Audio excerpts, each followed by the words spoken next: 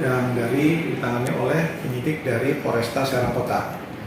Telah dilaksanakan dengan lancar pada hari Selasa jam 16.00 WIB, dan itu sudah kita laksanakan dengan mengirimkan tersangka ke Rutan Kelas 2B Serang. Oke. Ya. Pak, kalau bisa di flashback sedikit, ini kan dia sudah bukan sekali dua kali ya. Ya. Kenapa nih timingnya pas kemarin ini nih? Kan sebelumnya bisa kan dalam penahanan juga. Kenapa baru saat ini dilimpahkan? Ya, berarti ini pertanyaannya kan harusnya ditujukan kepada penyidik, bukan kepada kami. Kalau kami baru kita laksanakan di hari kemarin. Jadi kalau kemarin itu adalah kami tidak bisa berkomentar karena itu adalah kewenangan daripada instansi penyidik kepolisian. Nah, kalau sudah tahap 2 menjadi kewenangan kami selaku penuntut umum. Jadi kami tidak bisa memberikan statement ataupun komentar terhadap kemarin karena itu bukan kewenangan atau ranah kami, gitu aja. Ya. Nah, ini publik juga masih belum banyak yang mengetahui mengenai masa penahanan 20 hari. Apa sih Pak? Ya. 20 hari penahanan itu. Ya, jadi penahanan itu adalah memang sudah diatur ketentuannya dalam undang-undang dalam KUHP bahwa setelah tahap 2 JPU itu bisa menahan tersangka selama 20 hari ke depan. Dalam hal ini tersangka NM ditahan untuk mulai tanggal 25 Oktober 2022 sampai dengan 13 November 2022. Dan itu juga bisa diperpanjang lagi kalau memang JPU merasa belum siap untuk menyusun surat dakwaan. Itu. Oke. Nah, kemarin yang sempat happening nih heboh dengan istilahnya pemberontakan dengan tangisan sangat dan teriakan sangat keras. Seperti apa sih Pak itu kok jadi? Ya namanya apa ya, seseorang yang mungkin manusiawi atau wajar lah semua orang mengatakan bahwa apabila namanya bukan pemberontakan mungkin shock lah namanya ya. Kalau dikatakan kemarin TSK NM itu adalah shock berat dan teriak-teriak, itu kita memahami bagaimanapun juga seseorang tuh tidak siap untuk dilakukan penahanan. Kita mau maklumi semua ya, karena manusia itu pasti punya rasa apalagi seorang ibu ya, pasti itu kita teriak. Namun demikian penegakan hukum kan harus kita laksanakan dengan pendekatan-pendekatan yang sifatnya persuasif dan kemudian disampaikan oleh Pak Ibu Jaksa dan jaksanya bahwa diterangkan, akhirnya ya TSK-nya bisa memahami itu loh. Jadi karena ini memang perlu suatu persiapan mental juga lah. Kalau kita bukan seorang TSKNM saja, tapi ini memang semua orang pasti akan begitu, pasti akan melakukan penahanan, pasti kaget dan shock berat itu ya. Itu aja sih. Sampai-sampai yang disorot oleh netizen sampai melihat dari raut wajah mukanya, matanya itu benar-benar sangat merem melek saat menguraikan air mata. Apa saat itu dia ada komunikasi seperti apa? Seperti minta dipenangguhan lah, atau nanti dulu, atau seperti apa sih Pak? Ya memang kalau namanya awalnya sih pastinya ya kalau namanya tahap 2 pastikan akan kemungkinan 2, dilakukan penahanan atau tidak dilakukan penahanan. Nah mungkin saat itu mungkin saya nggak tahu si tersangka ini mungkin tidak siap lah untuk dilakukan penahanan, sehingga begitu awalnya datang itu dengan wajah yang sangat tidak ada beban, dan tiba pada saatnya disampaikan akan dilakukan penahanan, mungkin tersangkanya nggak siap gitu ya. Jadi ya saat itulah mungkin emosinya kan agak sedikit belum stabil ya beliau. Tapi kita persuasif juga dengan melakukan dengan pendekatan, jadi mereka juga bisa memahami lah artinya atas membuat mentalnya aja jadi kuat aja, itu aja tugas kita. Dan alhamdulillah puji Tuhan semua berjalan dengan lancar dan yang bersangkutan akhirnya siap dan mau untuk dilakukan penahanan di Rutan Kelas 2B Serang. Oke, sebelum diantarkan ke rutan kan kesini dulu tuh.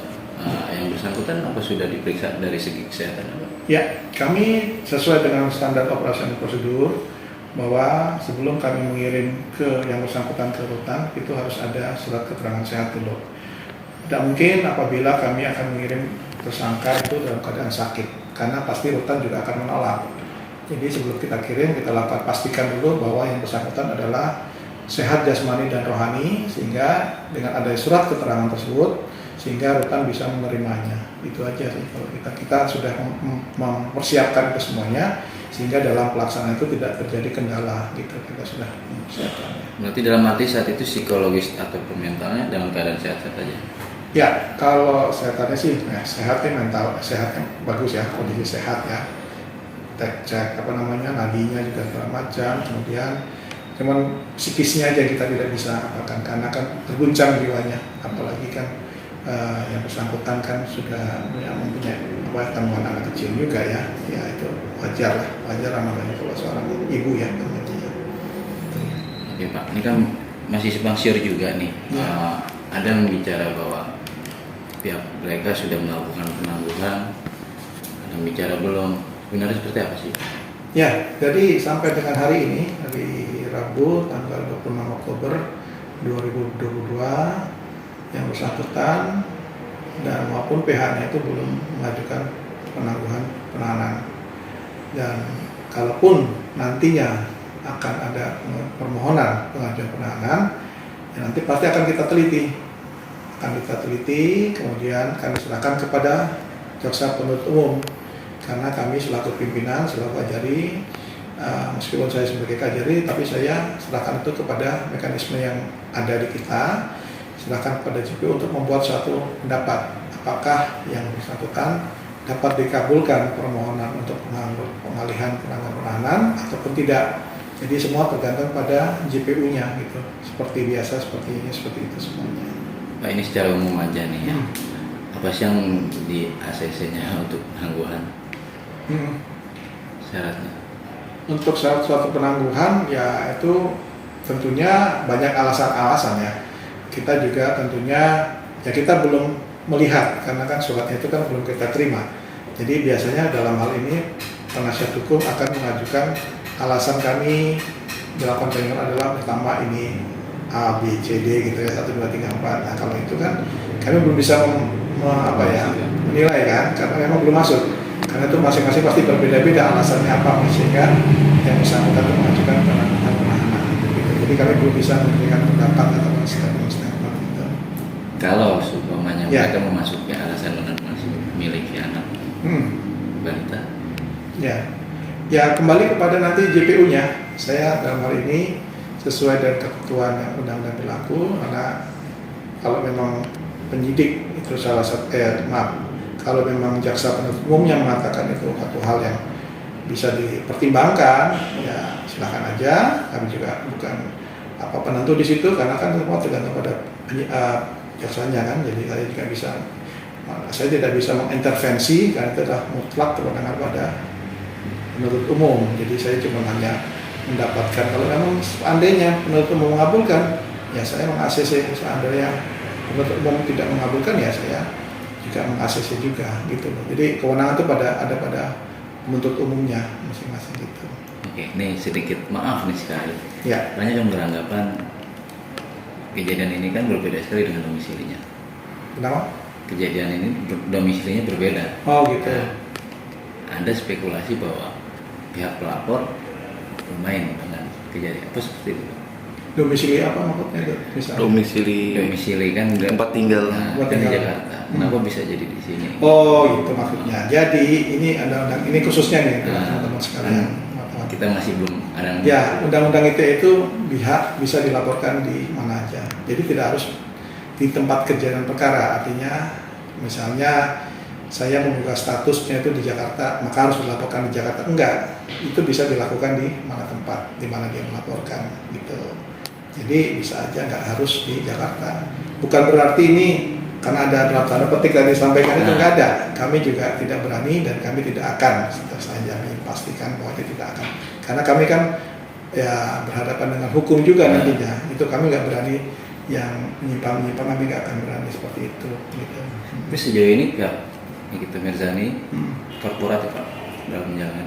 Karena kami baru 1 hari ya, kalau saya amati, memang ya kami belum bisa menilai apakah bisa kooperatif atau tidak. Tapi dengan ya walaupun ada sedikit seperti ya sesuatu tragedi ataupun apanya itu, tapi saya yakin dia masih legowo ya, masih bisa menerima kenyataan dan mau dilakukan penahanan. Itu saya apresiasi, dan saya juga sangat apresiasi bagi NM untuk bisa dan mau dilakukan penahanan. Itu aja saya sebenarnya, saya sudah apresiasi atas tersangka itu.